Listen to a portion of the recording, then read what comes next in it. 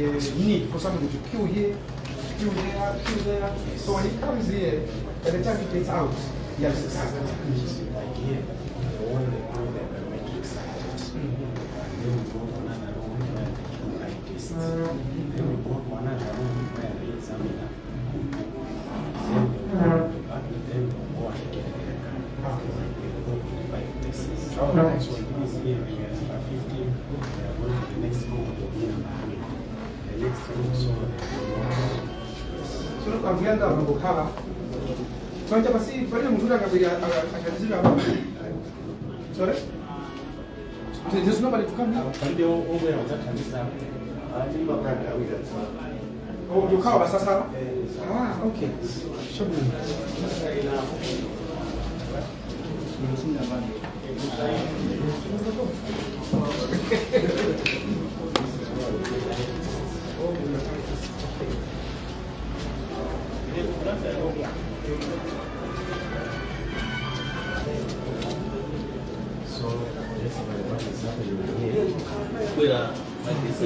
This is our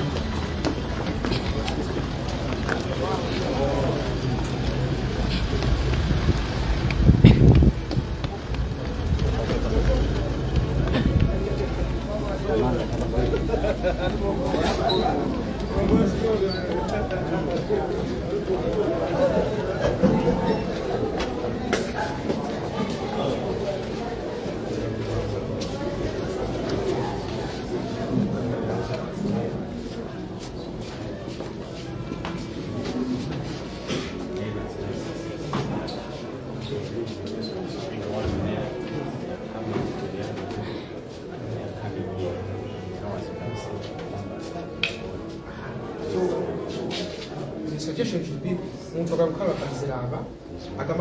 everything is finished. Now being here number 1, after number 15, number 20. That is the problem.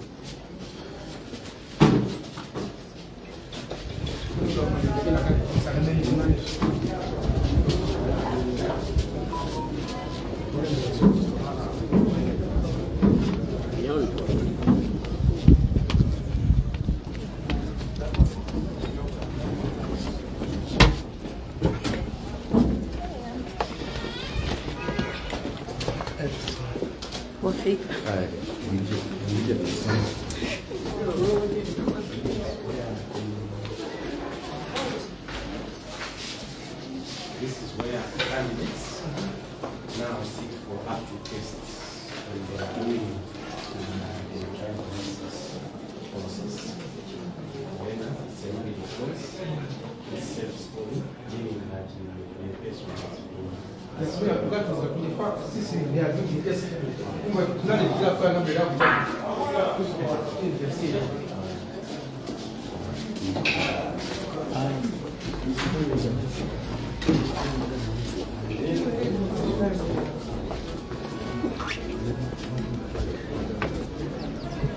Oh, no.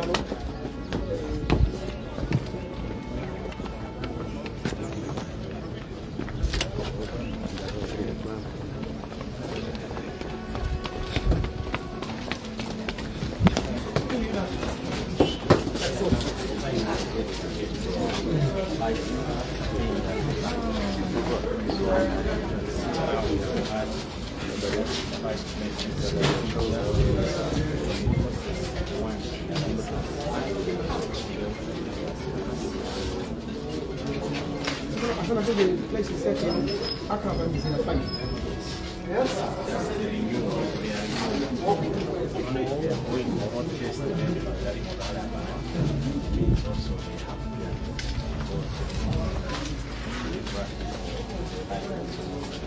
Yeah, guess if it went on this queuing thing, it can see that Mutwalawira, Abida, and Baba, Baku, Akana, Bawad.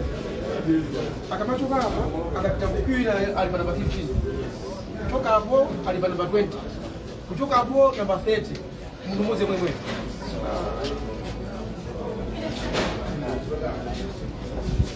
So that's what I said. You are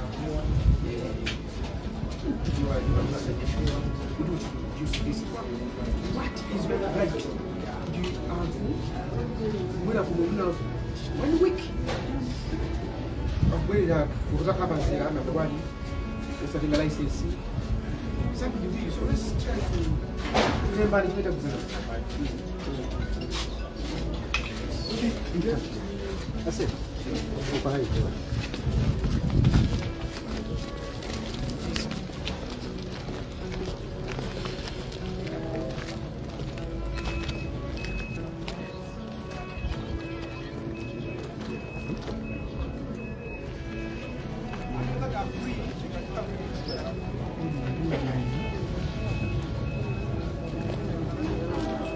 Atikira mimi yo papa chamba. Sio katika Facebook ya stand up gym. Ndio hiyo kidogo.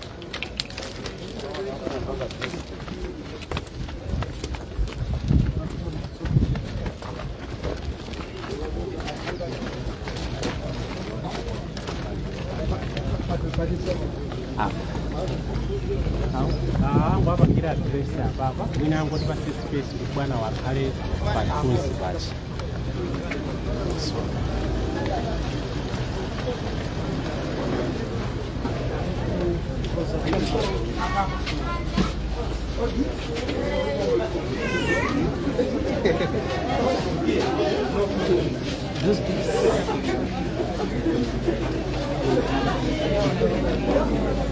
anaosha baba.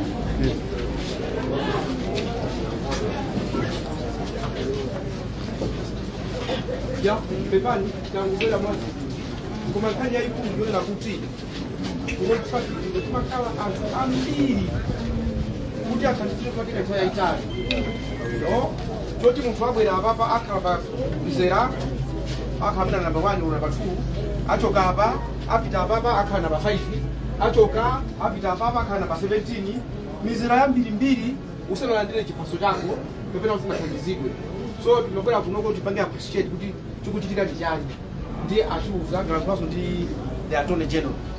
Zina mazifuka zimene zozo si za habari yakupita chino kunokowa. Ningani ya system imene controlling yake ikuchika kuti kunja kwa dziko. Ndiye anaenda kupanga transfer zozo zichika kunoko. It will be very very quick. Ndiye we are working on that. Kuna kuti everything should be done here. Chili chose chizitika kunoko. Chifukwa system ikavuta kunoko aimbe Lilongwe aimbe South Africa. Those things zikumatedwesa. So we are going to look into that and see how fast we can go. Kumanda ukufuna tumugodziwa kuna kuti sikuchitika pakali pano pazi siza bwino chifukwa anthu nizochita zambiri. So kubwera kuno mangodikirira ma license ayi kumaso kankhani kakatangaleka kamene kanso ndipoyipa talakulana. Ndeno singana kuchoka kumabwerera kupanda kula fulani. Anabwerera chanu. Ndakubwera kuti panja appreciate the challenges that are here and what we can do as a team to resolve this problem. I am not saying now I'm going to anabwera tuzulo sono kuti chosanga chani. Via. Tupanga kusidi matopa. Olo kuchipatala ukapita. Ama kupasa mankhwala kuti mankhwala ako ndi awa. Kumwa 5 days. Katatu pasiku. Ukangamba kumwa mankhwala aja kuti akuuza. Umaliba mtima kuti chani kodi ndichira. Koma kasuku ziwiswe chili chonse. You are in the dark, you don't know what's going to happen. Ifuna Malawi na service azikhala very fast. Komanso kubwera kuchito kunoko. Tizibwera ntchito sibwino kuti anthu kubwera ukhala pay. Bwana sanabwere. Bwana sanabwere Maitoko entoko basi we iyayi. Bwana abwera kali mu office mwache, atatano kodi ampeze. Chifukwa aliyense afuna kuthandizidwa. Ubwana ndi anthu. Ubwana sima office. ambuya mnaliseni.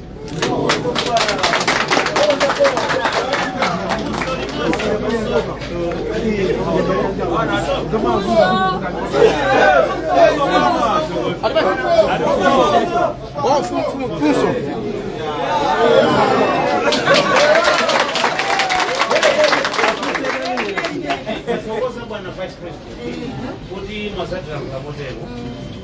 Kuyamba ndandaulo chachiwindi. Meta khalira mwaona takutika tipese malaisensi. Kuti malaisensi ahadikama amene matipangira ujeni oposa kusiyana mapepala. Koma likutipo bwanji muti pasaliti fazi mapepalazi zikangonyowa tu basi ndio timafutika kuenda ndi zimapepala. Malo mwa license ni sibwera liti number 1. Number 2, mafuna tidziwe kodi misewu mutikalakwisa tikakumandima bwana athu alotha. Malamulo amalola kuti ticholeredwe license kapena kati atizulire distributor kapena kodi pamene pombo malamulo amayenda bwanji. Fazi zimene zimachitika muenda. Okay, chabu ndiyankhe moteri. Kubwera kuno nambwerera nkhanza mkati kuti muzilandira ma license yanu kapena ma services very quickly. Now, zimene makakula inuzo ndingozitenga ngati list of complaints. Ndikakule ndi akuluakulu ifani kuswa yangu. Koma sindikufuna kuti ndilowese chinamwali panopa. Ndinyamuke.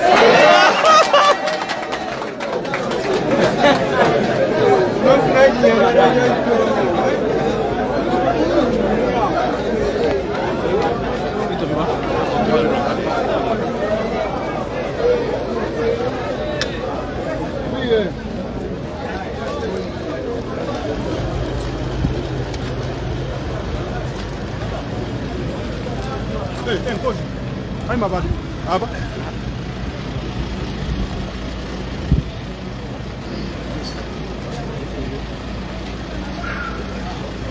Jadi udah kan kamar pindah tuan di pusat bidon pusat baru. Ya. Ya anda kamu dia.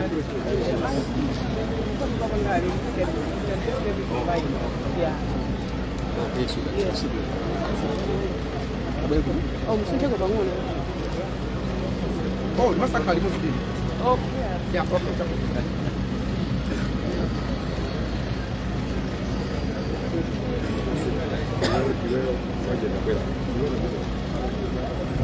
Habari, zibazua.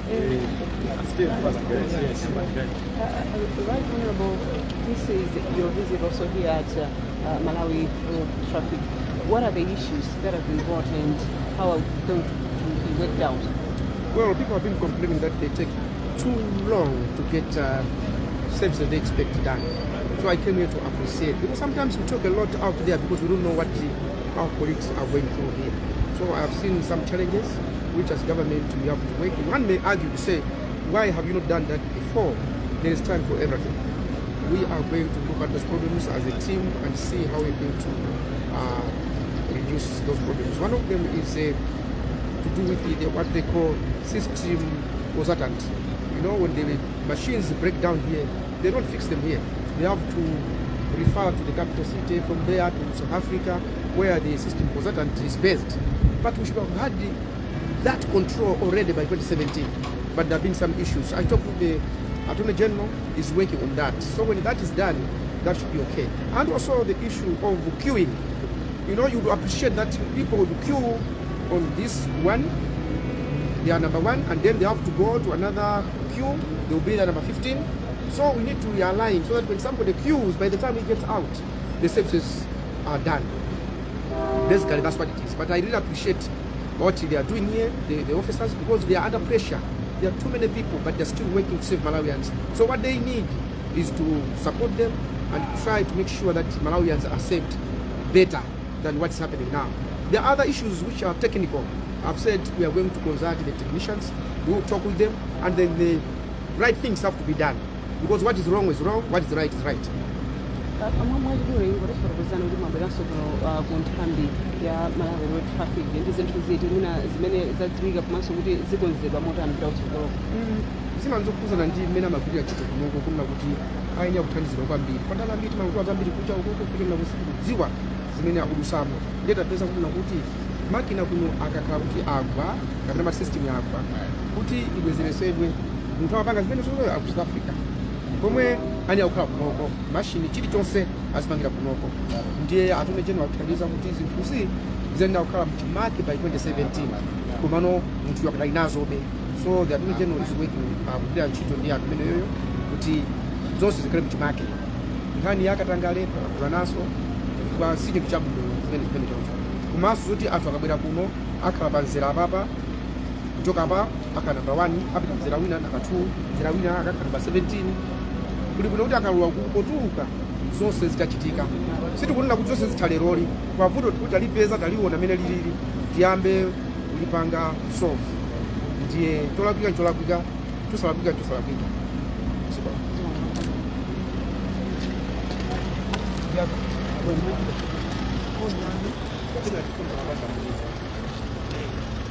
Come that thing,